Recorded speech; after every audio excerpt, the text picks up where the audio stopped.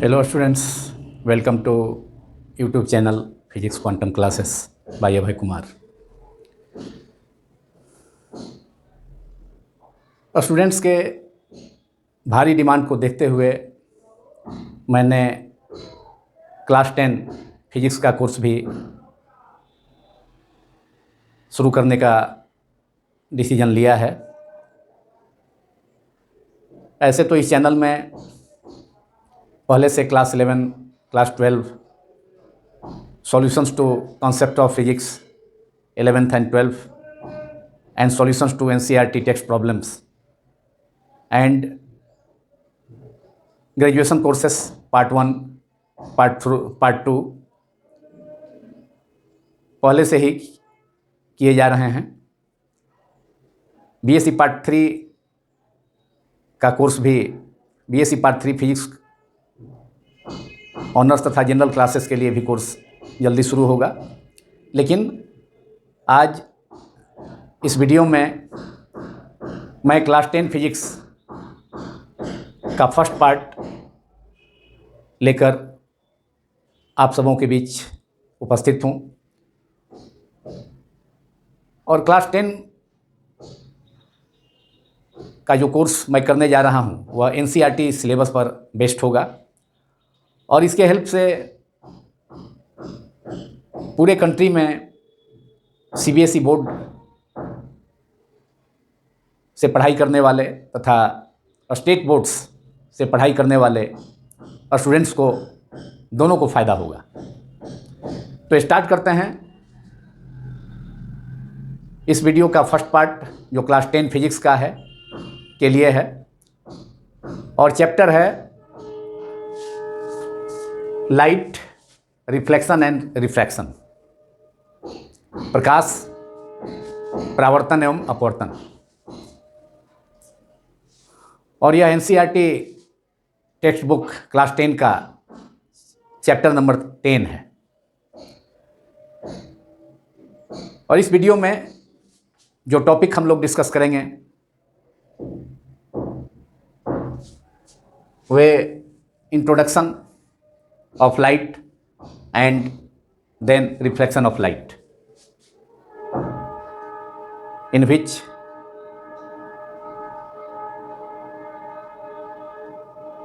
we have to define reflection of light and laws of reflection of light। इस video में हम लोग सबसे पहले प्रकाश के बारे में, लाइट का इंट्रोडक्शन और इंट्रोडक्शन में लाइट का डिफिनीशन और फिजिक्स के किस ब्रांच में हम लाइट का स्टडी करते हैं जिसको ऑप्टिक्स कहा जाता है उसके बारे में, तथा लाइट के प्रॉपर्टीज़ के बारे में डिस्कस करेंगे। और उसके बाद रिफ्लेक्शन ऑफ लाइट, प्रकाश का परावर्तन तथा प्रकाश का परावर्तन के नियम, laws of reflection of light, उसको डिस्कस करेंगे। तो स्टार्ट करते हैं सबसे पहले इंट्रोडक्शन लाइट से। लाइट जिसको हिंदी में प्रकाश कहा जाता है। सवाल उठता है कि लाइट क्या है, what is light? Light is a form of energy. The answer is light is a form of energy which causes sensation of vision। Light, प्रकाश एक प्रकार की ऊर्जा है जिसकी सहायता से हम वस्तुओं को, ऑब्जेक्ट्स को देख पाते हैं। जब ऑब्जेक्ट से चलने वाली प्रकाश किरणें, लाइट रेज हमारी आंखों में प्रवेश करती हैं तो हमें दृष्टि संवेदना होती हैं, सेंसेशन ऑफ विजन होता है, हम उन वस्तुओं को देख पाते हैं। तो सबसे पहले इस डिफिनीशन को आप लोग नोट कर लें। Light is a form of energy, मतलब प्रकाश ऊर्जा का रूप है, form of energy. Other energy के अदर फॉर्म के समान ही अदर फॉर्म्स, अदर ऊर्जा के अन्य रूपों, एनर्जी के अदर फॉर्म्स के समान भी लाइट एक प्रकार का एनर्जी है। तो light is a form of energy which causes sensation of vision. Sensation माने अनुभूति, संवेदना, और विजन का मतलब देखना।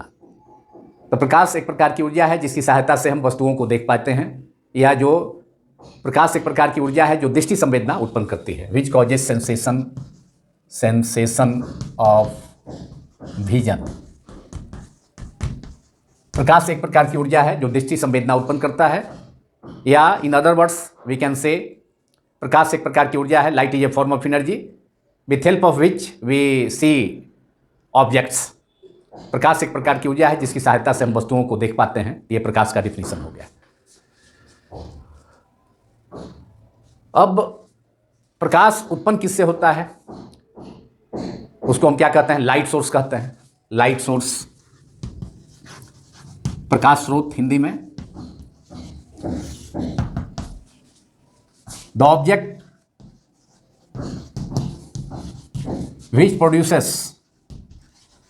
which produces or which emits which produces light is called light source।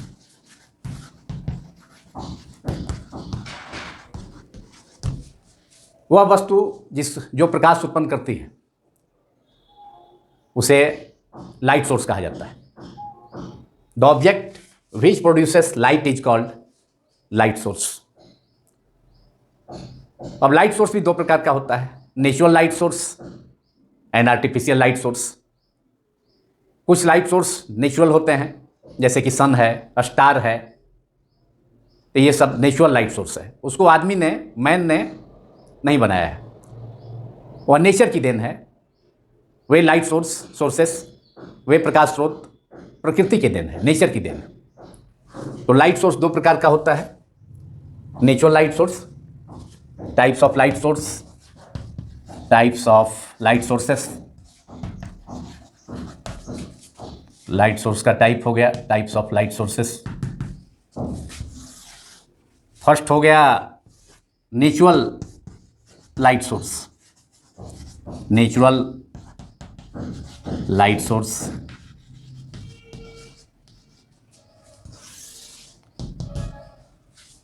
और ये नेचर की देन है, इसको, ये मैन मेड नहीं है। जैसे कि सन है, स्टार है, ये सब लाइट इमिट करते हैं। सन, सूर्य, स्टार, तारे प्रकाश उत्पन्न करते हैं। ये प्रकृति की देन है। इन्हें हम लोगों ने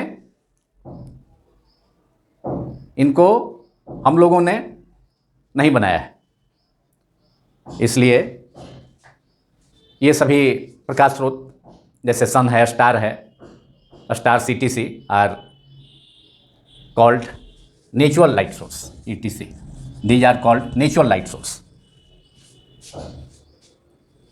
and second is number 2, second type का जो लाइट सोर्स है उसको आर्टिफिशियल लाइट सोर्स, जो मैन मेड है, आर्टिफिशियल लाइट सोर्स। और ये सभी मैन मेड है, ये मैन मेड है। These artificial light sources are man made light sources are called artificial light source. Man made light sources are called artificial light source. Artificial light source मनुष्य के द्वारा, man के द्वारा बनाए गए प्रकाश स्रोत को कृत्रिम प्रकाश स्रोत कहा जाता है, आर्टिफिशियल लाइट सोर्स कहा जाता है। तो man made light sources are called artificial light sources. और इसका एग्जाम्पल में हो जाएगा, जैसे लैंप है, मैन मेड है, लैंटर्न है, ये सब लैंप और lantern, electric bulb, electric tubes, LED bulbs, ETC are man made. Electric lamp और lantern, electric bulbs, electric tubes,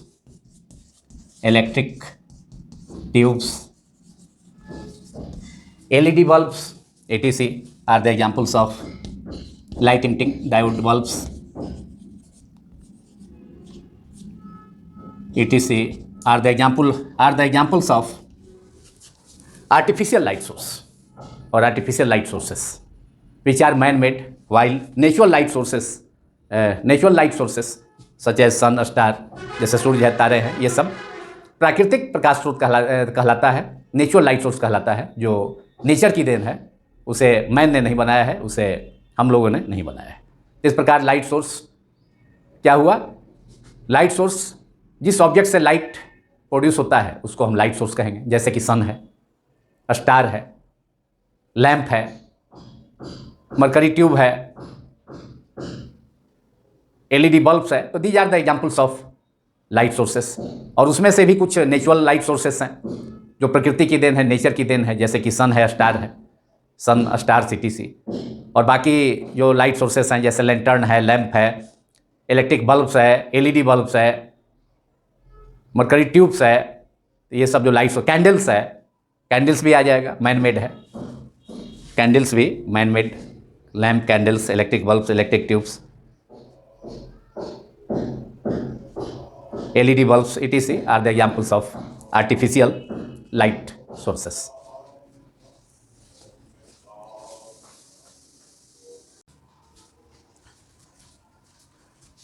Now some properties of light rays, some properties of light, प्रकाश के कुछ गुण। First property light का है कि light हमेशा straight line में travel करती है।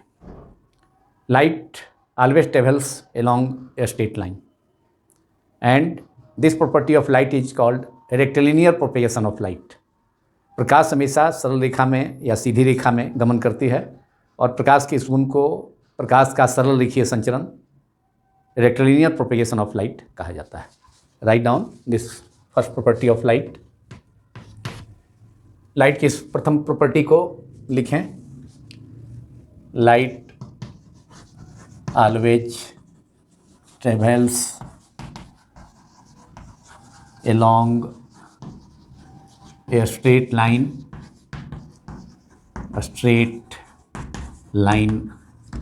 and this property of light is called rectilinear propagation of light। प्रकाश के इस गुण को, जिसमें प्रकाश हमेशा सीधी रेखा में गमन करती है, इसे प्रकाश का सरल रेखीय संचरण, रेक्टिलिनियर प्रोपेगेशन ऑफ लाइट कहा जाता है। It is called this property of light in which light always travels along a straight line, it is called rectilinear propagation of light, rectilinear propagation of light. Second property of light is, प्रकाश का दूसरा गुण है कि प्रकाश के गमन के लिए किसी भी मटेरियल माध्यम की ज़रूरत नहीं होती है। मटेरियल माध्यम, मीडियम, जैसे हवा हुआ, पानी हुआ, वाटर हुआ, ग्लास हुआ, या कोई ठोस पदार्थ हुआ, सॉलिड मटेरियल, तो दीज आर मटेरियल मीडियम। ये सभी माध्यम कहलाते हैं। Material medium, water, glass, air, these are medium, these are called mediums. हवा को, पानी को, कांच को, कोई सॉलिड को, लोहा, आयरन हो गया, तो ये सब माध्यम कहलाते हैं, मीडियम कहलाते, दीज आर कॉल्ड मीडियम्स। तो प्रकाश के गमन के लिए किसी मीडियम की आवश्यकता नहीं होती है। प्रकाश वैक्यूम से भी होकर ट्रेवल कर सकता है। जैसे कि एक एग्जाम्पल, सबसे बेस्ट एग्जाम्पल है कि प्रकाश निर्वात से भी होकर गमन करती है। तो इसका बेस्ट एग्जाम्पल है कि सनलाइट सन से सीधे पृथ्वी तक, अर्थ तक, सनलाइट सीधे पृथ्वी तक पहुंच पाता है। तो उस सिचुएशन में वह एटमॉस्फेयर तो अर्थ के ऊपर केवल 380 to 400 किलोमीटर तक ही है, लेकिन उसके ऊपर बहुत बड़ा वैक्यूम है। 380 किलोमीटर टू 400 किलोमीटर तक ही एटमॉस्फेयर है और उसके 4 लेयर्स हैं एटमॉस्फेयर के। लेकिन उसके ऊपर 400 किलोमीटर के ऊपर, अर्थ सरफेस से 400 किलोमीटर के ऊपर बहुत बड़ा लार्ज वैक्यूम है, और उसमें उस वैक्यूम से भी होकर प्रकाश पृथ्वी तक पहुंच पाने में सफल होता है। इस प्रकार प्रकाश के गमन के लिए किसी मीडियम की जरूरत नहीं होती है। There is no material medium needed for propagation of light. Right down this property is second और one of the important properties of light. यह लाइट का कुछ महत्वपूर्ण गुणों में से एक गुण है कि प्रकाश के गमन के लिए किसी माध्यम की जरूरत नहीं होती है। That is light, there is no need of any material medium for propagation of light. That means light even travel there. Light can travel even in vacuum. That is this. Write down this property. Light can travel in vacuum. इसका मतलब हुआ कि प्रकाश को गमन के लिए किसी माध्यम की जरूरत नहीं होती है। There is no need of material medium for propagation of light. That means इससे कंक्लूजन यह निकला, इससे यह निष्कर्ष निकला कि प्रकाश निर्वात से भी होकर गमन कर सकता है। Light can travel in vacuum. For example sunlight from sun travels reaches to the earth through a vacuum. That is, for example, sunlight from sun to earth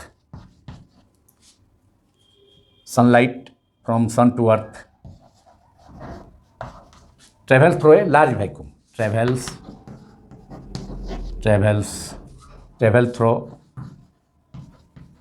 through a large vacuum between earth and the sun through a large vacuum. Sunlight from sun to earth travels through a large vacuum.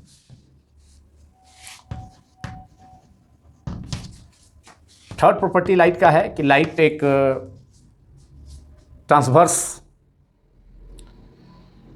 Wave है या electromagnetic radiation है। Maxwell ने बताया कि प्रकाश एक विद्युत चुंबकीय तरंग है, इलेक्ट्रोमैग्नेटिक वेव है जो ट्रांसवर्स नेचर का होता है। मतलब लाइट में इलेक्ट्रिक फील्ड और मैग्नेटिक फील्ड दोनों प्रेजेंट होते हैं और इलेक्ट्रिक फील्ड और मैग्नेटिक फील्ड एक दूसरे के परपेंडिकुलर राइट एंगल, एक दूसरे के लंबवत वाइब्रेट करते हैं। उसमें इलेक्ट्रिक फील्ड में इलेक्ट्रिक फील्ड वेक्टर होता है, मैग्नेटिक फील्ड में मैग्नेटिक फील्ड वेक्टर होता है। तो इलेक्ट्रिक फील्ड वेक्टर्स विद्युतीय क्षेत्र सदिश और चुंबकीय क्षेत्र में मैग्नेटिक फील्ड में मैग्नेटिक फील्ड वेक्टर्स एक दूसरे के परपेंडिकुलर वाइब्रेट करते हैं। Therefore light is an electromagnetic wave और इलेक्ट्रोमैग्नेटिक रेडिएशन। और नेचर कैसा है? ट्रांसवर्स है। अनुप्रस्थ में क्या होता है? अनुप्रस्थ तरंग में क्या होता है? ट्रांसवर्स वेव में क्या होता है कि ट्रांसवर्स वेव में medium particles direction of travel of wave के राइट एंगल वाइब्रेट करते हैं। मतलब वेव का प्रोपेगेशन जिस डायरेक्शन में होता है, तरंग का संचरण जिस डायरेक्शन में होता है, जिस दिशा में होता है, माध्यम के कण उस दिशा के लंबवत कंपन करते हैं, वाइब्रेट करते हैं। इस प्रकार लाइट एक ट्रांसवर्स नेचर का ट्रांसवर्स इलेक्ट्रोमैग्नेटिक वेव है, रेडिएशन है, जिसमें कि इलेक्ट्रिक फील्ड तथा मैग्नेटिक फील्ड दोनों प्रेजेंट होते हैं। Right down this third property. Light is a transverse electromagnetic. और ये इलेक्ट्रोमैग्नेटिक वेव, इसको सबसे पहले मैक्सवेल ने बतलाया था कि लाइट इलेक्ट्रोमैग्नेटिक वेव है, इलेक्ट्रोमैग्नेटिक रेडिएशन है। Electromagnetic light is a transverse electromagnetic wave. Light का नेचर ट्रांसवर्स है, इसलिए ट्रांसवर्स वेव का one of the example of transverse wave is light wave. प्रकाश अनुप्रस्थ तरंग गति का एक उदाहरण है, एग्जाम्पल है। और इलेक्ट्रोमैग्नेटिक भी वेव है, जैसा कि मैक्सवेल ने बतलाया, चूँकि इसमें इलेक्ट्रिक फील्ड और मैग्नेटिक फील्ड दोनों प्रेजेंट होते हैं और electric field vector and magnetic field vectors एक दूसरे के परपेंडिकुलर राइट एंगल डायरेक्शन में वाइब्रेशन करते हैं, वाइब्रेट करते हैं लाइट में। फोर्थ प्रॉपर्टी है speed of light is very large, very high, very large. that is speed of light in speed of light in vacuum is largest. No material particle can achieve the speed of light. Speed of light का speed बहुत ज़्यादा होता है, बहुत अधिक होता है, बहुत फास्ट होता है। और वैक्यूम में लाइट का स्पीड तो 3 लाख किलोमीटर पर सेकेंड होता है, that is 3 × 10 to nearly 3 × 10 to power 8 metre per second. लिखिए fourth property, speed of light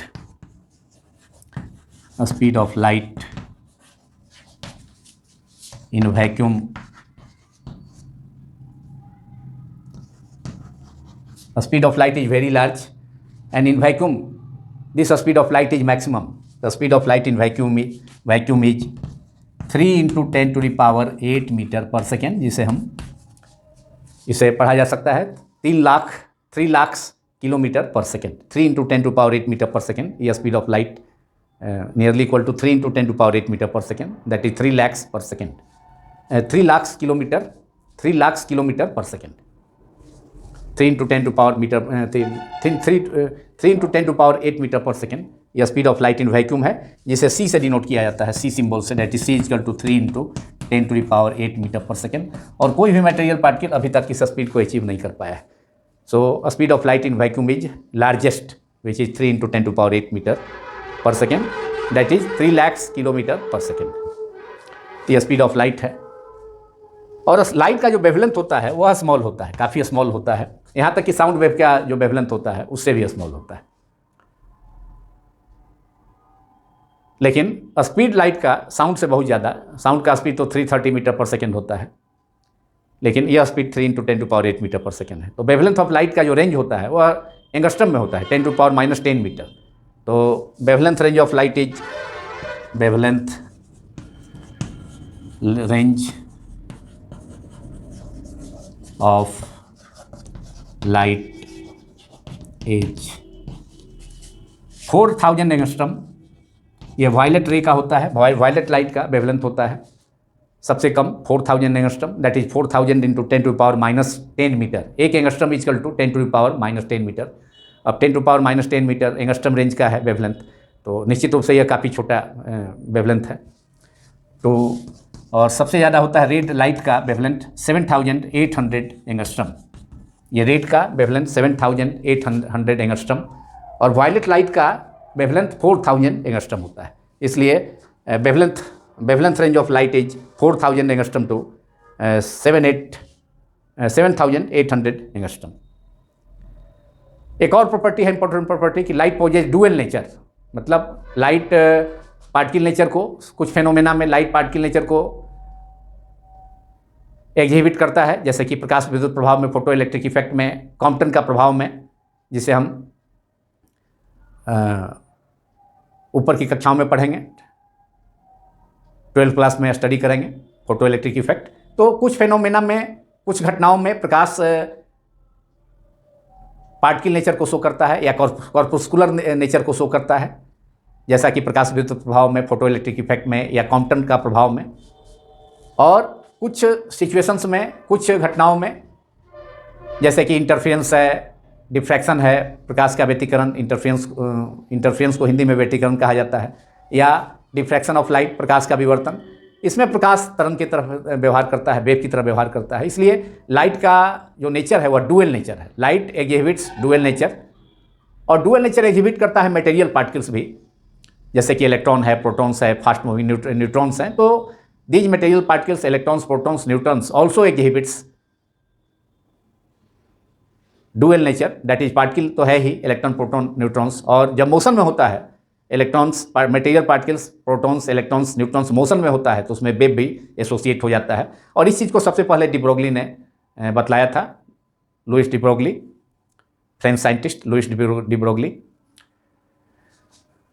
तो light exhibits dual nature. This is one of the important property. Property number 6, light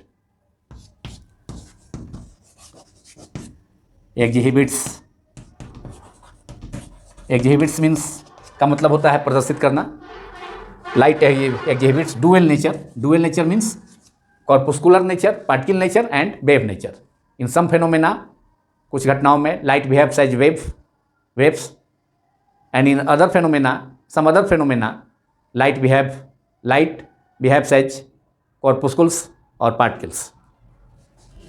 So light exhibits dual nature, that is particle nature and wave nature. Dual nature means हुआ particle nature, जिसे corpuscular nature कहा जाता है, और wave nature and wave nature. Particle nature and wave nature.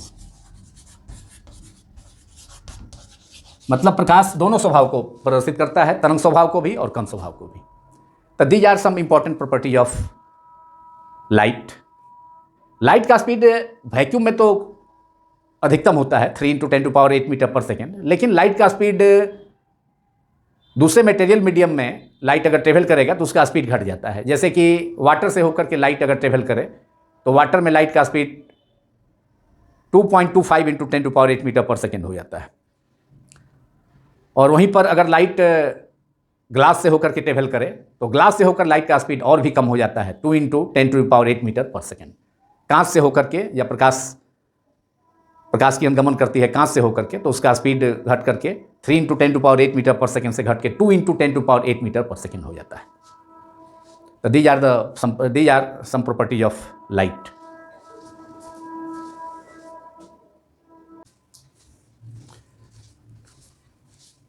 Now before going to discuss reflection of light, we have to define ray of light, beam of light and types of beam of light. प्रकाश के परावर्तन की घटना को discuss करने के पहले हमें ray of light मतलब प्रकाश किरण, बीम ऑफ लाइट प्रकाश किरण पुंज, और प्रकाश किरण पुंज लाइट बीम कितने प्रकार टाइप का हो सकता है उसे भी डिस्कस करना होगा. तब आगे चल कर के हम लाइट से संबंधित टर्म्स को या फॉर्मूले को ठीक ढंग से समझ सकते हैं. तो सबसे पहले लाइट रे.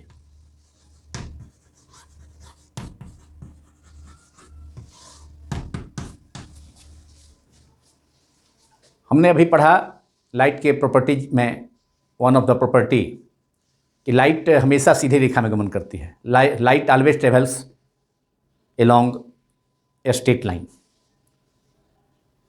अब लाइट के इस स्ट्रेट पाथ को रिप्रेजेंट करने वाला लाइट के स्ट्रेट पाथ को रिप्रेजेंट करने वाला लाइट के डायरेक्शन को, इस रेक्टेलिनियर प्रोपेगेशन को रिप्रेजेंट करने वाला जो लाइन होगा उस लाइन को हम लाइट रे कहा जाता है, उसे लाइट रे कहते हैं. मतलब प्रकाश के सरल रेखीय पथ को दर्शाने वाली जो रेखा होगी, सरल रेखा, उसको प्रकाश किरण कहा जाता है.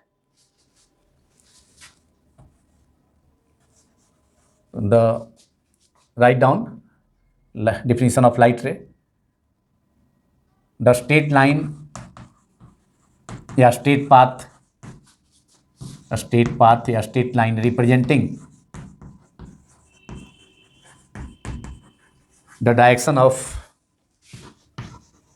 the propagation of the straight line representing the direction of travel of light, direction of travel, प्रकाश के गमन की दिशा को प्रदर्शित करने वाली सरल रेखा को, स्ट्रेट लाइन को हम प्रकाश किरण, लाइट रे कहा जाता है, उसे लाइट रे कहते हैं, प्रकाश किरण कहा जाता है. The straight line representing the direction of travel और direction of propagation of light is called light ray. Light ray, तो लाइट रे को हम रिप्रेजेंट कर सकते हैं एक स्ट्रेट लाइन से. ये लाइट रे हो गया, एक स्ट्रेट लाइन खींचें और उसको डायरेक्शन दे दें, डायरेक्शन एरो रिप्रेजेंट करें. ये लाइट के डायरेक्शन को रिप्रेजेंट करने वाला जो स्ट्रेट लाइन है, इसको हम क्या कहेंगे? इट इज लाइट रे. दिस रिप्रेजेंट्स ए लाइट रे. अब इसके बाद लाइट बीम.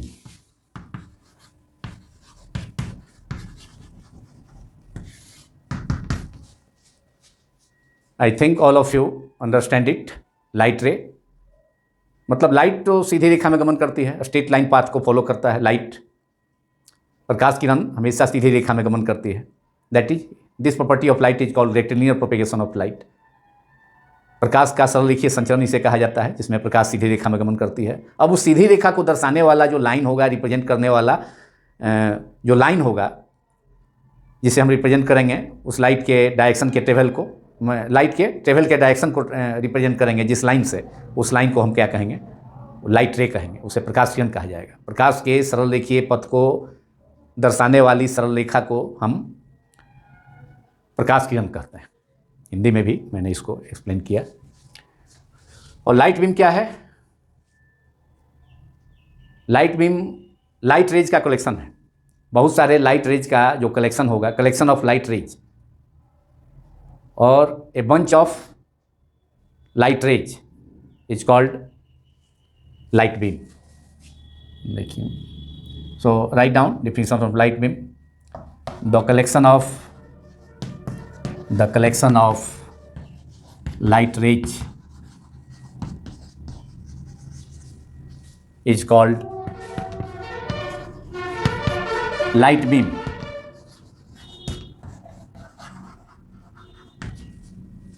बहुत सारे लाइट रे का इस ढंग से कलेक्शन होगा, इसको हम क्या कहेंगे? लाइट बीम कहेंगे। और सिंगल लाइन जिससे लाइट के ट्रेवल के डायरेक्शन को रिप्रेजेंट किया जाएगा, प्रकाश के गमन की दिशा सिंगल सरल रेखा से, स्ट्रेट लाइन से रिप्रेजेंट किया जाएगा एरो दे करके, तो उसे हम लाइट रे कहते हैं। अब लाइट बीम और बहुत सारा लाइट रेज का जो कलेक्शन है उसको हम लाइट बीम कहते हैं। अब लाइट बीम 3 टाइप का हो सकता है: parallel light beam, converging light beam and diverging light beam. तो 3 types of light beam are 3 types of light beam are: number 1 is parallel light beam, and it is a collection of parallel light rays, parallel light beam, and it is collection of parallel light beam। बहुत सारी समानांतर प्रकाश किरणों को हम समानांतर किरण पुंज कहते हैं। The collection of different parallel light rays is called parallel light beam. जैसे इसको रिप्रेजेंट किया जा सकता है डायग्राम से। ये पैरेलल देखिए, light rays, different light rays है, सभी एक दूसरे के पैरेलल हैं, तो ये हो गया पैरेलल। ये फिगर रिप्रेजेंट करता है, फिगर को स्केच किया गया है। इसमें 3 लाइट रेज के कलेक्शन को दिखाया गया है, और ये सभी पैरेलल हैं, तीनों लाइट रेज पैरेलल हैं। तो इस ढंग से तीनों लाइट रेज का जो कलेक्शन होगा उसको हम पैरेलल लाइट बीम कहेंगे। ये parallel light beam.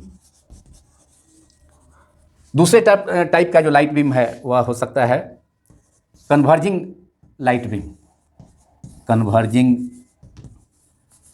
Light beam,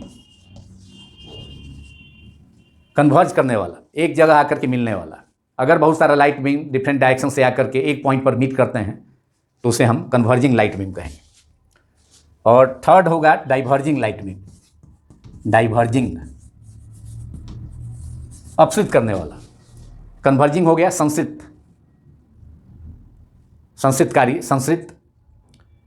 प्रकाश किरण पुंज, और डाइवर्जिंग हो गया अपसृत प्रकाश किरण पुंज, हिंदी में इसे डाइवर्जिंग लाइट बीम। और डाइवर्जिंग लाइट बीम क्या होगा? एक लाइट सोर्स से या किसी एक पॉइंट से या पॉइंट ऑब्जेक्ट से प्रोड्यूस होने वाला लाइट रेज डिफरेंट डायरेक्शन में अगर फैल जाता है तो उसको हम डाइवर्जिंग लाइट बीम कहेंगे। इसे भी स्केच किया जा सकता है कन्वर्जिंग लाइट बीम को। Converging light beam different point से converging light beam, diverging light beam तो एक पॉइंट सोर्स से प्रोड्यूस होकर के डिफरेंट डायरेक्शन में, स्ट्रेट लाइन में ही डिफरेंट डायरेक्शन में फैल जाएगा, स्प्रेड कर जाएगा। जबकि converging light beam different direction से स्ट्रेट लाइन में, स्ट्रेट पाथ में ट्रेवल करके, मतलब लाइट रेज डिफरेंट डायरेक्शन से स्ट्रेट लाइन में ट्रेवल करके किसी पॉइंट पर आकर के मीट करते हैं, तो वह लाइट बीम को, उस लाइट रेज का जो कलेक्शन होगा जो एक पॉइंट पर आकर मीट करेगा, उसको हम क्या कहेंगे? उसे हम कहेंगे उसे हम कहेंगे कन्वर्जिंग लाइट बीम। तो कन्वर्जिंग लाइट बीम इस ढंग से हो सकता है, मान लिया कि इधर से लाइट बीम किसी पॉइंट पर आकर के मीट किया, इधर से फिर आया, बहुत सारा लाइट वे डिफरेंट डायरेक्शन से स्ट्रेट लाइन में ही, स्ट्रेट पाथ को फॉलो करके ही। देखिए इधर से भी लाइट हमेशा स्ट्रेट पाथ को फॉलो करता है, प्रकाश लाइट, और प्रकाश किरण हमेशा सीधी रेखा में गमन करती है। तो ये सब डिफरेंट लाइट रेज हैं जो कि एक पॉइंट पर आकर के मीट कर रहे हैं। तो इसे हम क्या कहेंगे? इसे हम कहेंगे converging light beam.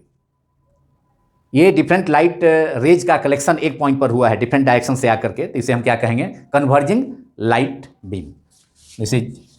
This represents converging light beam. और इसी ढंग से अगर एक पॉइंट से होकर के अगर एक पॉइंट ऑब्जेक्ट से प्रोड्यूस होने वाला डिफरेंट लाइट रेज अगर डिफरेंट डायरेक्शन में स्प्रेड कर जाता है, फैल जाता है, तो उसे हम क्या कहेंगे? उसे हम कहेंगे डाइवर्जिंग लाइट बीम। उसको भी मैं रिप्रेजेंट करता हूं ऊपर में।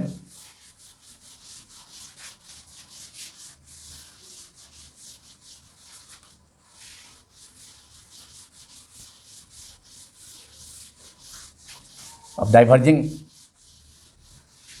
लाइट बीम को रिप्रेजेंट हम कर सकते हैं। एक पॉइंट सोर्स है, सपोज करते हैं एक पॉइंट ऑब्जेक्ट है जिससे लाइट प्रोड्यूस कर रहा है। मैंने पहले ही बतलाया कि जो ऑब्जेक्ट लाइट प्रोड्यूस करता है उसे लाइट सोर्स कहा जाता है। तो यहाँ लाइट सोर्स एक पॉइंट के रूप में है, तो पॉइंट ऑब्जेक्ट है, ये लाइट प्रोड्यूस कर सकता है। तो यहाँ पर लाइट प्रोड्यूस होकर के इस सोर्स से लाइट प्रोड्यूस हुआ, पॉइंट सोर्स से, और डिफरेंट डायरेक्शन में लाइट रेज पॉइंट सोर्सेस से प्रोड्यूस होकर के लाइट रेज डिफरेंट डायरेक्शन में ट्रेवल किया। अगर डिफरेंट डायरेक्शन में फैल जाए, डाइवर्ज कर जाए, देखिए तो ये डिफरेंट पॉइंट सोर्सेस से प्रोड्यूस होने वाला लाइट रेज स्ट्रेट पाथ पर ही डिफरेंट डायरेक्शन में डाइवर्ज कर फैल गया, स्प्रेड कर गया। तो इसे हम क्या कहेंगे? दिस ग्रुप ऑफ या this collection of different light rays diverging from spreading out coming from a single point sources is called diverging light beam. So this figure represents diverging light beam.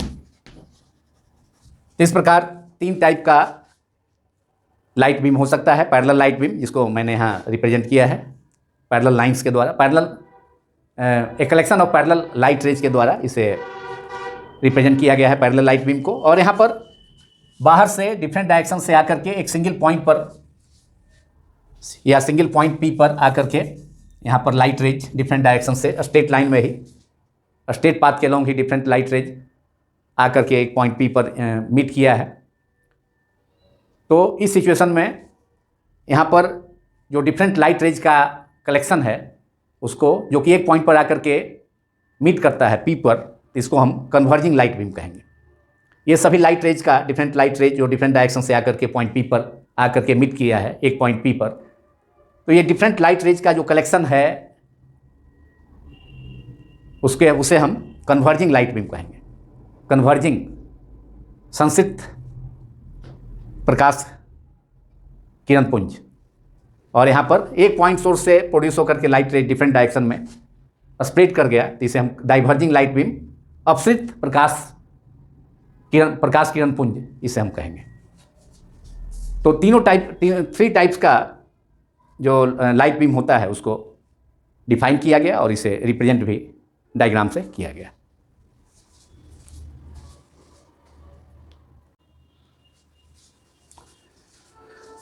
Now we have to discuss reflection of light. अब हम प्रकाश का परावर्तन को discuss करेंगे, जिसमें कि प्रकाश का परावर्तन क्या है, प्रकाश के परावर्तन के जो दो नियम हैं उन्हें जानेंगे, और अंत में समतल दर्पण से परावर्तन की स्थिति में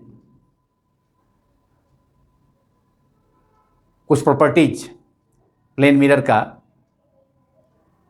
कुछ प्रॉपर्टीज को स्टडी करेंगे, डिस्कस करेंगे। Property of plane mirrors. तो सबसे पहले रिफ्लेक्शन ऑफ लाइट, प्रकाश का परावर्तन, रिफ्लेक्शन ऑफ लाइट।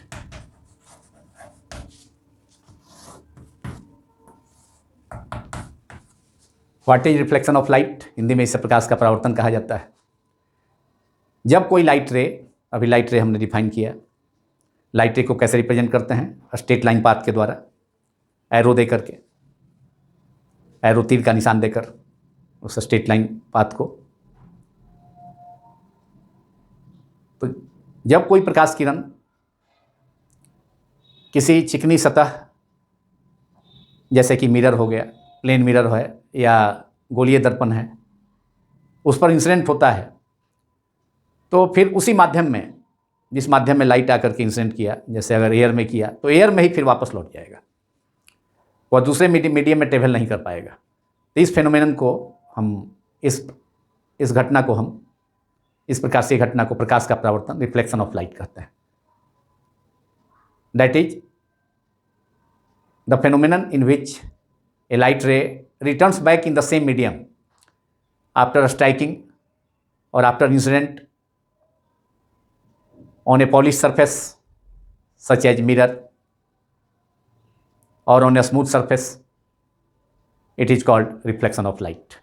तो सबसे पहले write down the definition of reflection of light.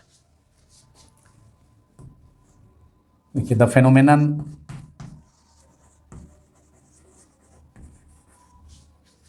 in which a light ray returns back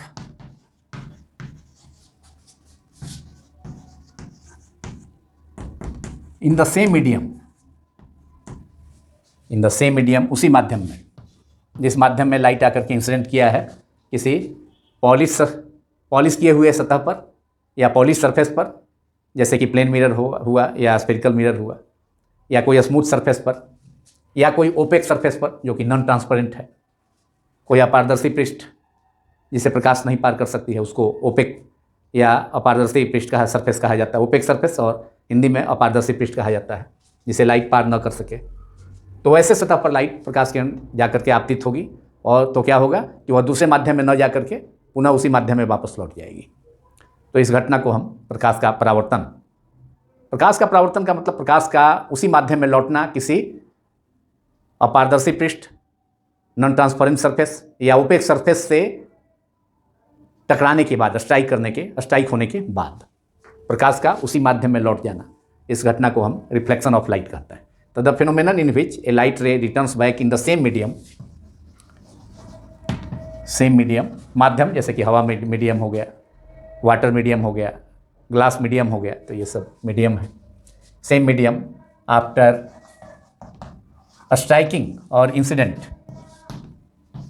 after striking, टकराने के बाद या इंसिडेंट होने के बाद, after striking a polish surface, for example polish surface का मिरर हो गया, प्लेन मिरर या curve mirror, spherical mirror, a polish surface और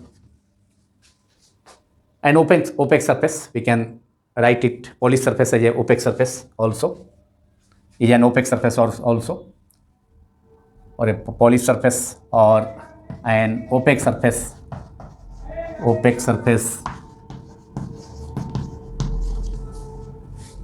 is called reflection of light, is called reflection of light.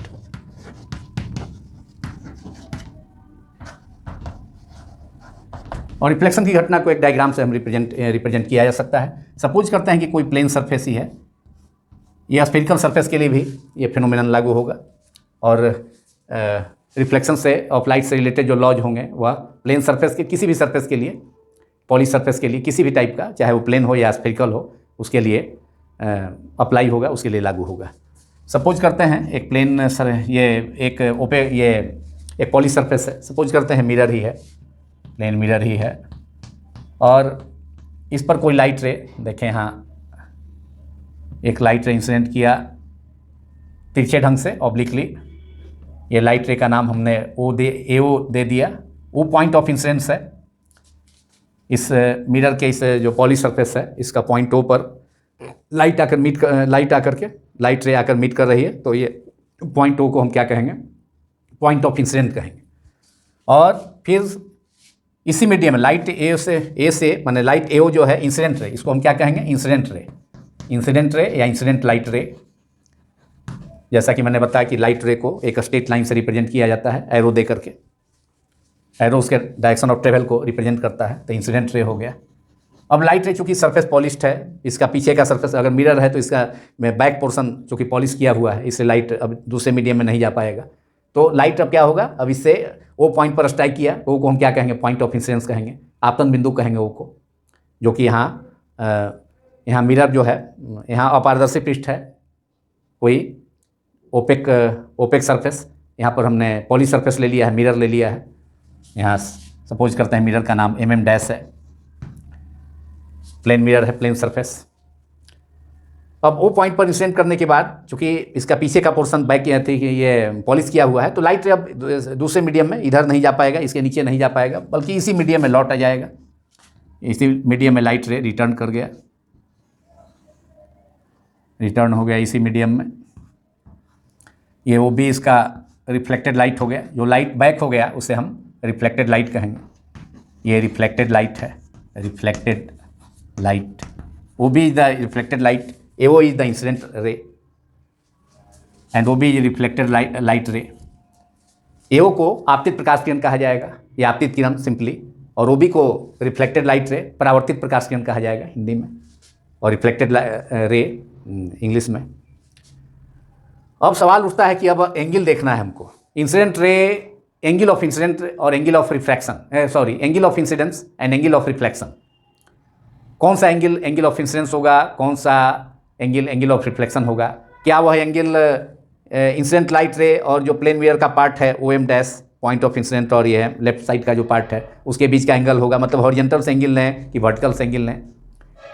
तो डिफिनीशन है कि इंसिडेंट रे और जो नॉर्मल होगा, एक इमेजनरी लाइन सपोज करना होगा, हॉरिजॉन्टल से ये जो एंगल है ये एंगल नहीं होगा angle of incidence. Incident ray और हॉरिजॉन्टल ओ एम डैश के बीच का एंगल ये एंगल ऑफ इंसिडेंस नहीं होगा, बल्कि एक इमेजनरी लाइन सपोज करना होगा हमको पॉइंट ऑफ इंसिडेंट ओ पर, आपतन बिंदु ओ पर एक इमेजनरी लाइन सपोज करना होगा। सपोज करते हैं वह इमेजनरी लाइन जिसे नॉर्मल कहा जाता है, अभिलंब, हिंदी में अभिलंब, इंग्लिश में नॉर्मल, ये NO, ये नॉर्मल हो गया। एक इमेजनरी, नॉर्मल क्या है, एक इमेजनरी लाइन है जिससे सपोज किया जाता है, किस लिए, एंगल ऑफ इंसिडेंस और एंगल ऑफ रिफ्लेक्शन को डिफाइन करने के लिए, आपतन कोण तथा परावर्तन कोण को परिभाषित करने के लिए।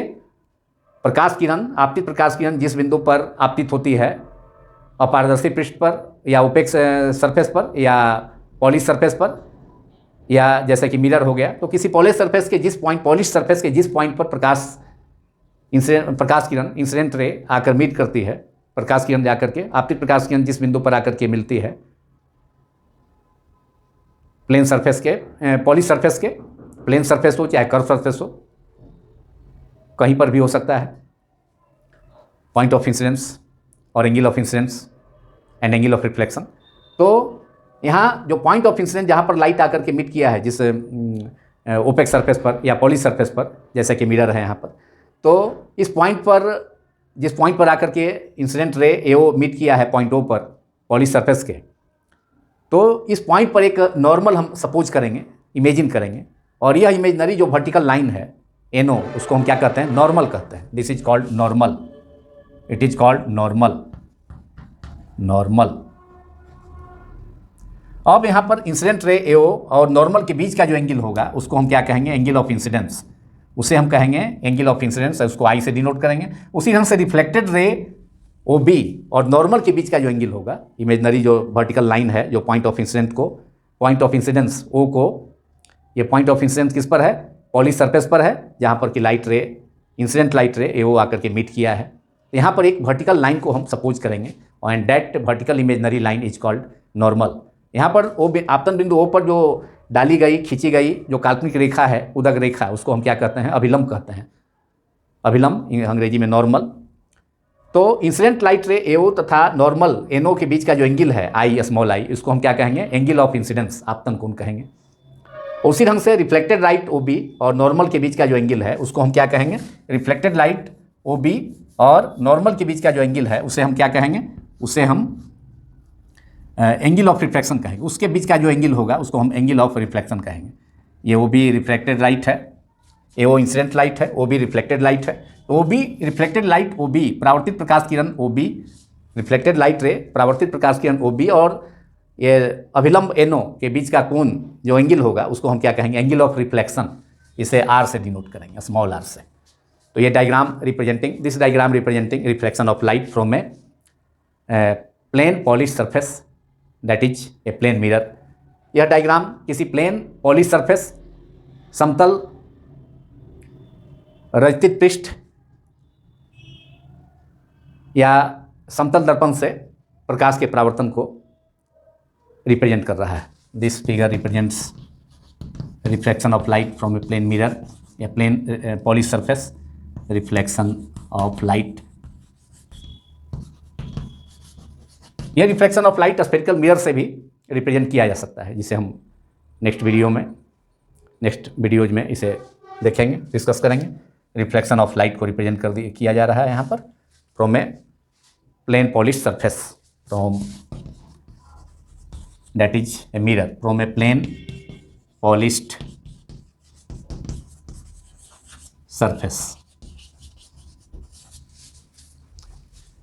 तो एंगल ऑफ इंसिडेंट कौन हो गया, इंसिडेंट रे और नॉर्मल के बीच का angle, that is in figure we have A O N, angle between incident ray A O and normal N O is called angle of incidence. ये हो गया angle of incidence, angle of incidence. और इसको represent करेंगे किस symbol से, आई से, equal to आई। और यहाँ रिफ्लेक्टेड रे ओ बी परावर्तित प्रकाश किरण ओ बी और अभिलंब तथा अभिलंब एन ओ, जो आपतन बिंदुओं पर पॉइंट ऑफ इंसिडेंट ओ पर जो वर्टिकल इमेजनरी लाइन ड्रॉन किया गया है एन ओ, वह नॉर्मल है। तो परावर्तित प्रकाश किरण तथा नॉर्मल के बीच के अभिलंब के बीच के कोण को परावर्तन कोण कहा जाता है। तो कोण B angle B O N equals to, and angle B O N equal to angle of reflection, angle of reflection and it is small R, it is denoted by the symbol small R. परावर्तन कोण को small are संकेत से दर्शाया गया है इस diagram में, जो कि रिफ्लेक्शन ऑफ लाइट को रिप्रेजेंट कर रहा है। ये diagram from a plane polish surface that is from a reflection from a mirror, plane mirror. अब रिफ्लेक्शन ऑफ लाइट को डिस्कस करने के बाद इसके दो लॉज हैं रिफ्लेक्शन ऑफ लाइट को के, उसे भी जानना जरूरी है। Now laws of reflection, laws of reflection of light. There are two laws of reflection of light. First law is, प्रकाश का परावर्तन के दो नियम हैं। फर्स्ट लॉ है incident ray, reflected ray and normal N O all lie in the same plane. Same plane का मतलब, जैसे यहाँ पर हमने स्केच किया है प्लेन ऑफ बोर्ड में, आप स्केच करेंगे प्लेन ऑफ पेपर में, कागज़ पर स्पेस करेंगे तो कागज़ भी प्लेन है, बोर्ड भी क्या है, प्लेन है। तो तीनों इंसिडेंट रे, रिफ्लेक्टेड रे और ये नॉर्मल ड्रॉन किया गया है, ये तीनों इसी बोर्ड के प्लेन में है।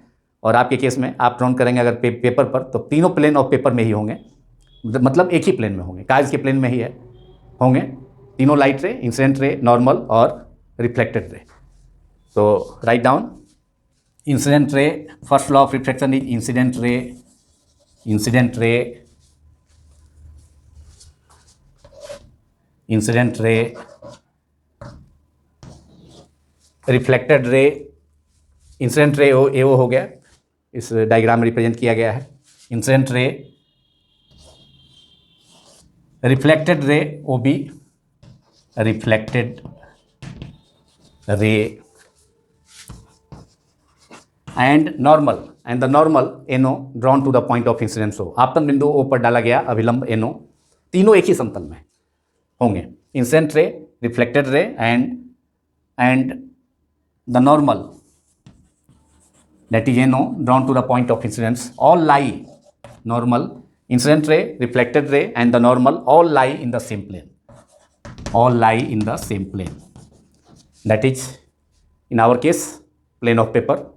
If we sketch this diagram on paper then plane of paper. अभी तो plane of board में है, तो यहाँ बोर्ड के प्लेन में है तीनों, same plane, board, plane of board. और जब स्केच करेंगे प्लेन का पेपर पर तो प्लेन ऑफ पेपर में हो जाएगा तीनों का मतलब incident ray, reflected ray and normal, all lie in the same plane. This is first law of reflection. Now second law of reflection, number 2 is second law is simply angle of incidence is equal to angle of reflection. मतलब आपतन कोण तथा परावर्तन कोण दोनों बराबर होते हैं। Angle of incidence I is equal to angle of reflection R. That is I is equal to R. That is angle of incidence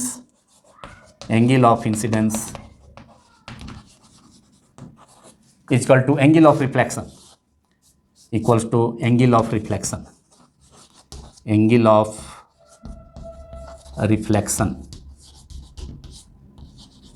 That is angle of incidence is equal to angle of reflection. That is अगर symbol में हम लिखें, angle of incidence का symbol I होता है small i और angle of reflection का symbol small r होता है। That is I is equal to R. This is second law of reflection. Angle of incidence is equal to angle of reflection. That is I is equal to R. A small I is equal to a small r. This is second law of reflection.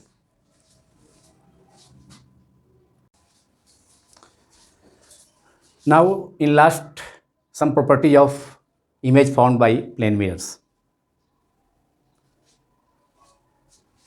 First property is image found by a plane mirror after reflection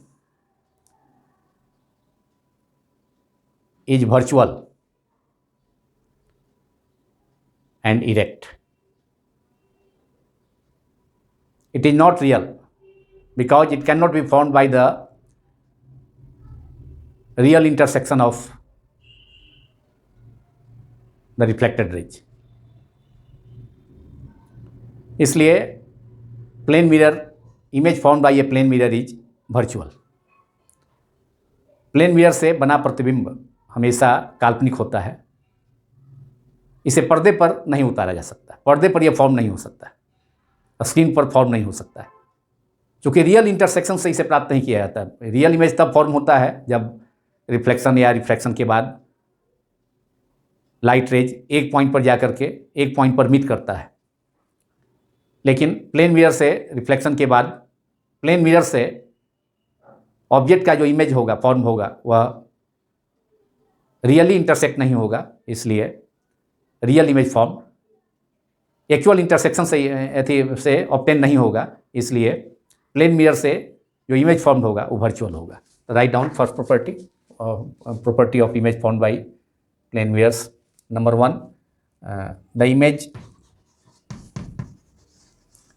formed by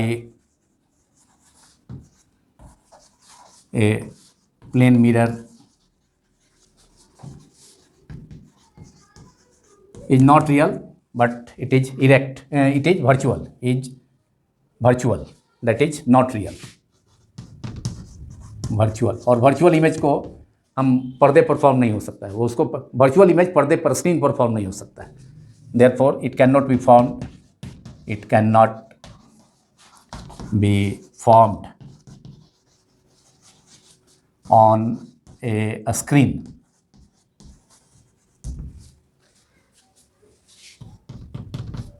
second property is the image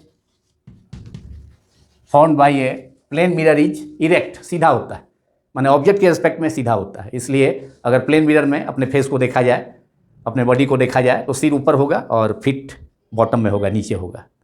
तो इससे स्पष्ट है कि plane mirror में कोई आदमी अपना image प्राप्त करना, अगर अपने चेहरे को देखेगा, अपने फेस को देखेगा, अपने बॉडी को देखेगा, तो उसमें जो इमेज फॉर्म होगा प्लेन मिरर में, समतल दर्पण में, वह सीधा होगा, मतलब सिर ऊपर, हेड ऊपर और फीट, पैर नीचे। The image formed by a plane mirror is erect. Erect का मतलब सीधा। समतल दर्पण द्वारा बना प्रतिबिंब, वस्तु का प्रतिबिंब होगा समतल दर्पण द्वारा, वह सीधा होता है, वस्तु की अपेक्षा सीधा होता है। अपने चेहरे को, अपने बॉडी को देख करके प्लेन मिरर में हम समझ सकते हैं इस चीज़ को कि हमेशा सिर चेहरा में अगर अपने चेहरे को, अपने बॉडी को देखा जाए किसी समतल दर्पण में, हर घर में उपलब्ध है समतल दर्पण, तो उसमें हमारा सिर ऊपर और फीट नीचे, पैर नीचे ही होता है। तो इस प्रकार अपने शरीर का सीधा image, erect image plane mirror form करता है। Number 3, image form by a plane mirror, वह मिरर के बिहाइंड होता है जबकि ऑब्जेक्ट उसके सामने होता है, in front of the object होता है। The image formed in a plane mirror, formed in a plane mirror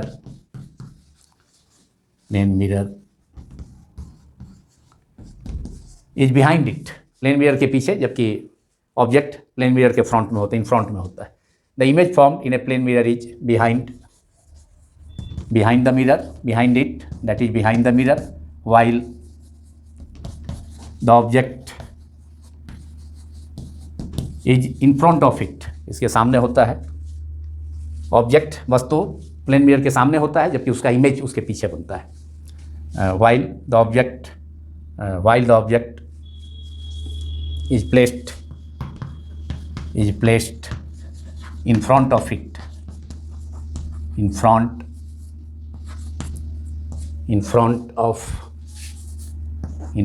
of it का मतलब सामने में।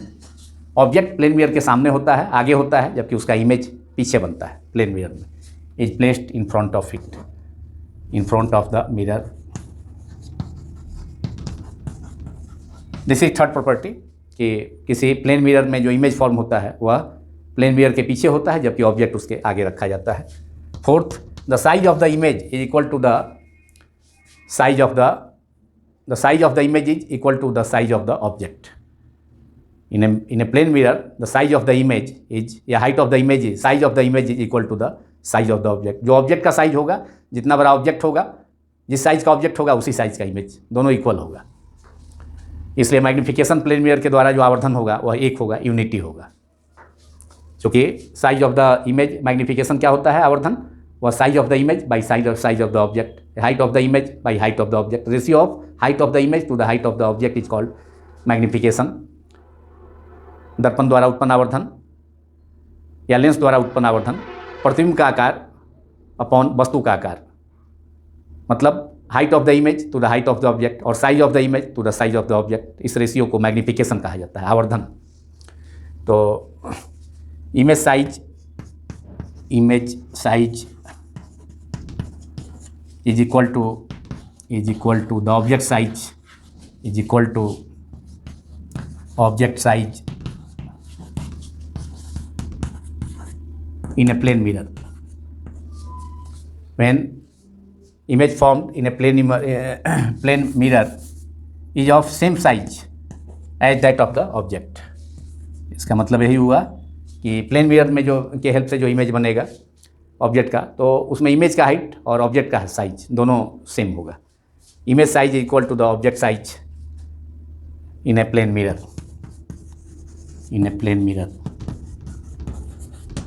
तो these are the important properties of plane mirrors. इसके अलावा प्लेन मिरर चूँकि सरफेस प्लेन है तो इसका रेडियस ऑफ कर्वेचर और फोकल लेंथ इन्फिनिटी होता है।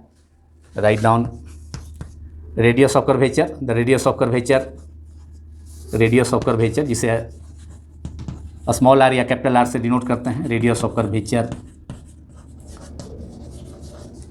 कैपिटल आर और स्मॉल आर, यहाँ कैपिटल आर सपोज करते हैं। And focal length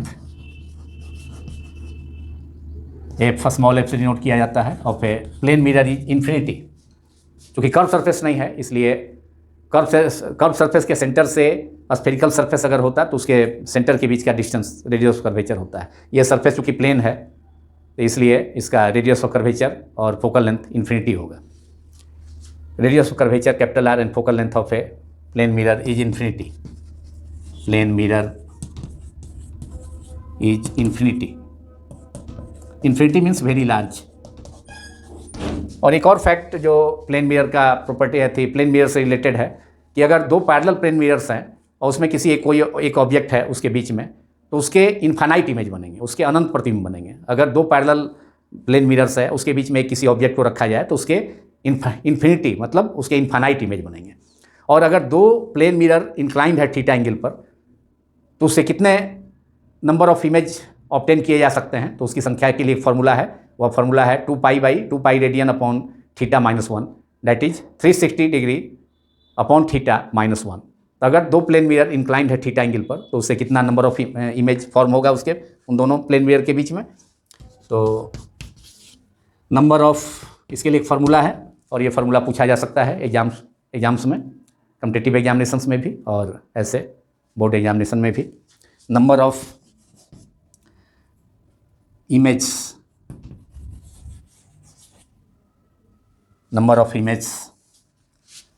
formed between two plane mirrors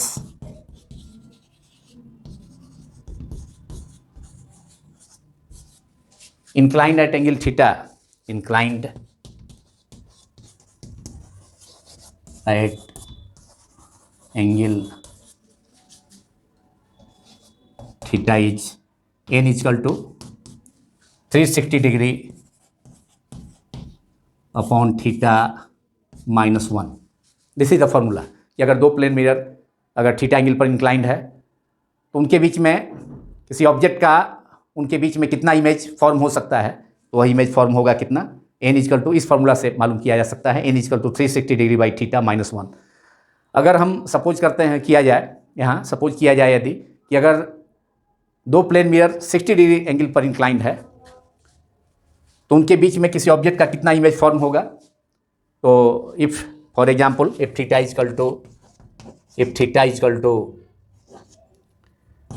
angle between two plane mirrors theta equal to 60 degree,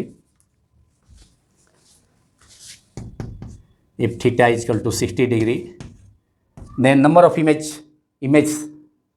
formed between two inclined plane mirrors of an object is n is equal to 360 degree, जो formula है उसमें theta की जगह 60 replace कर दें, -1, तो 60 upon 360 upon 60, that is ये 6 हो गया कैंसिल होकर, 360 में 60 डिवाइड करेंगे तो 6 हो गया, दैट इज 6 - 1।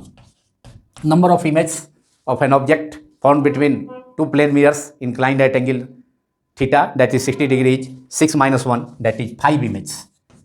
अब दोनों प्लेन मिरर्स जो एक दूसरे से 60 डिग्री एंगल पर इंक्लाइंड है, उनके बीच में अगर कोई ऑब्जेक्ट है तो उसका कितना इमेज फॉर्म होगा, वह इमेज फॉर्म होगा, उसकी संख्या होगी, नंबर्स होगा, वह नंबर होगा, नंबर ऑफ इमेज होगा 5 image, that is n equal to 5, means 5 image will be formed if two of an object is formed if two plane mirrors are inclined at angle 60 degree।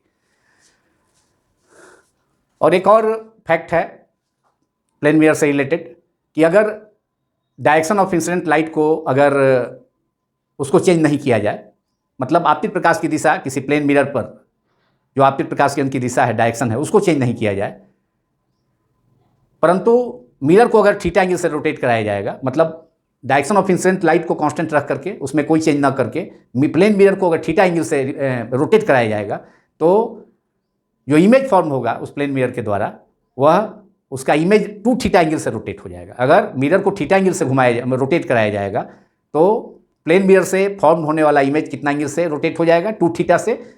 लेकिन condition यही है कि direction of incident light को, मतलब incident light के direction को change न किया जाए।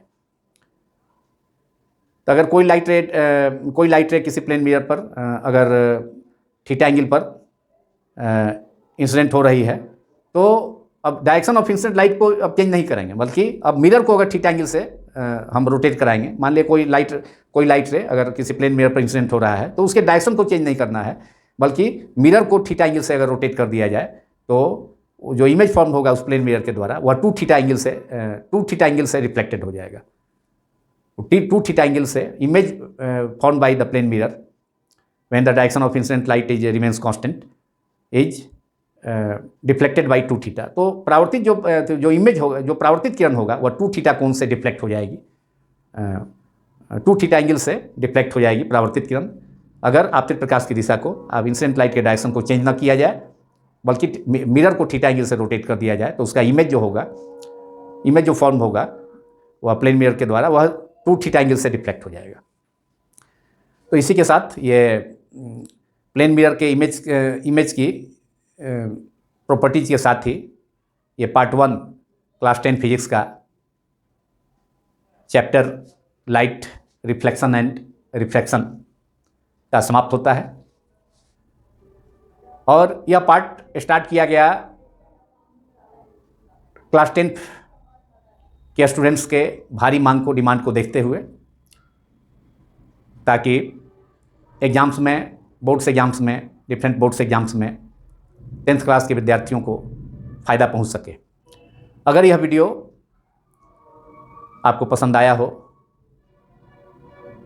तो इसे लाइक करें, दूसरों से शेयर भी करें। और चूँकि यह पहला पार्ट है क्लास 10 फिजिक्स का, तो जो भी अब इसमें सब्सक्राइबर, जो व्यूअर्स होंगे वे नए होंगे। कुछ व्यूअर्स हो सकता है पहले से सब्सक्राइब कर लिए होंगे, क्योंकि 11-12 का तो फिजिक्स का कोर्स पहले से ही किया जा रहा है इस चैनल में, फिजिक्स क्वांटम क्लासेस में। तो अब नए जो व्यूअर्स होंगे वह इसमें शामिल होंगे, वह इस चैनल को सब्सक्राइब करना ना भूलें, क्योंकि आगे आने वाले वीडियोज आपको आसानी से यूट्यूब के थ्रू आप तक, जैसे ही यूट्यूब में डाला जाए, यूट्यूब में भेजा जाए, आप तक पहुंच जाए। Thank you very much.